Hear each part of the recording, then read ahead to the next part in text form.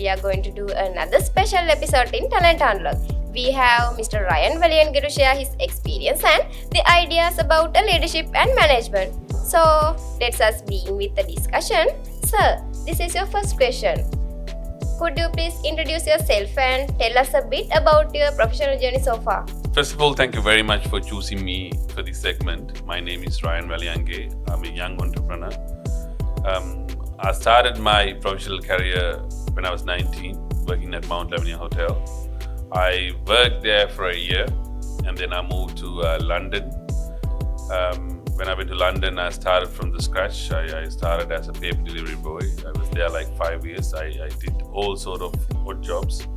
And when I was there, I thought I'd probably go to Melbourne and do some studies.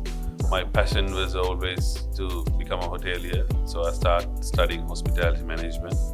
And then when I was living in Australia, I did my studies and worked everywhere in Australia in hospitality. While I was living there, I thought I'd probably go back to Sri Lanka and start something on my own. And then in 2016, I came to Sri Lanka and started all my businesses. In 2026, here I am today with you guys. So, what inspired you to step into leadership and entrepreneurship, and who were some of your early influences?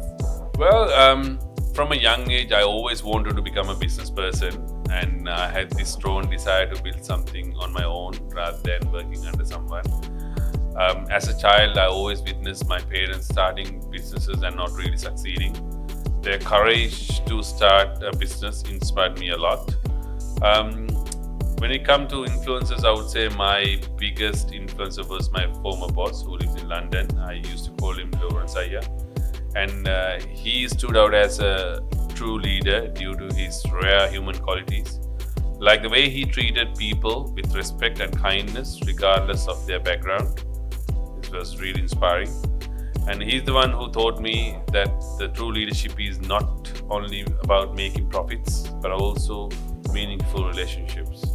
How has studying in living in Australia shaped the way to thinking about leadership? Well, studying hospitality management and living in Australia had a significant impact on the way I view leadership. Working as a hotelier in a lot of hotels in Australia laid the foundation for me to maintain service standards and people management. Also, Australian professional culture values teamwork, equality, and accountability, and those shaped my leadership style a lot.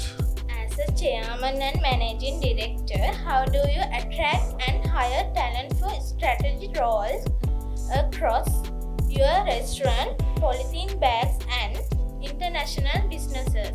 Well, we have a thorough selection process that give priority to candidates who show initiative, adaptability, and passion for growth, as these qualities are essential for driving the company forward strategically. So, what core value guides your big decision when managing talent at the executive level? Well, I keep growing as a leader by actively seeking feedback from my team. I usually talk to each and everybody in the team. And also I normally get advice from my mentors. And also I communicate with my peers from the industry to stay updated on industry trends. That's what I usually do to update myself. What training or development programs do you use to help high potential employees prepare for leadership positions? Well, we support high potential employees through targeted leadership workshops, and also they receive regular mentoring from senior managers to guide their growth.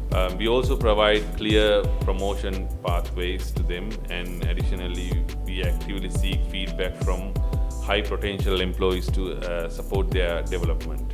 How do you retain top talent in such a competitive and diverse environment across multiple industries? Well, we retain top talent by offering above industry salary packages and competitive benefits.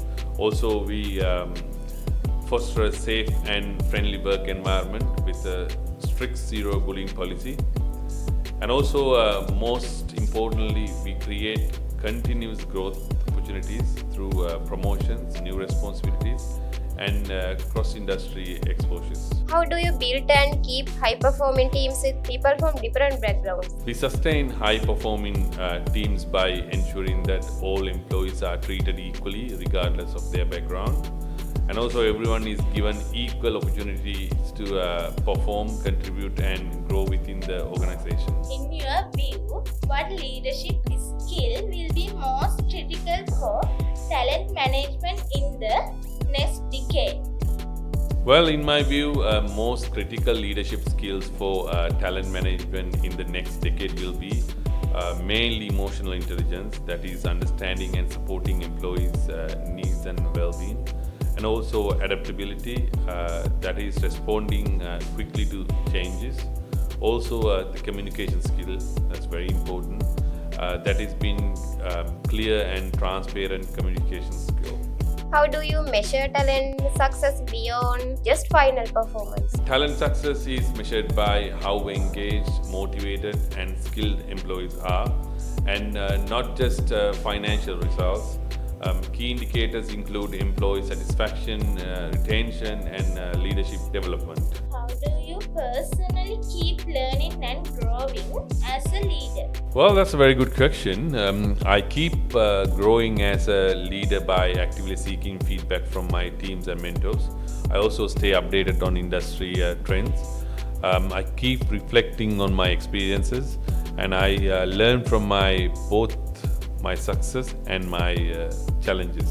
Sir, this is your last question. What would you give to university students and young professionals like us who want to build successful careers in strategy and leadership? How can we develop the right talent management skills early in our studies? Well, my advice to younger generation is, if you're planning to become a leader, the most important skills that you should work on is your communication skill and your self-confidence. These two are must. Without these two, you won't go anywhere. So it's really important to work on these two. You will be there. Thank you very much for your time and great advice, sir. This is very useful for us. Subscribe to Beyond the Classroom on YouTube. Don't miss the next episode. Thank you everyone. Goodbye.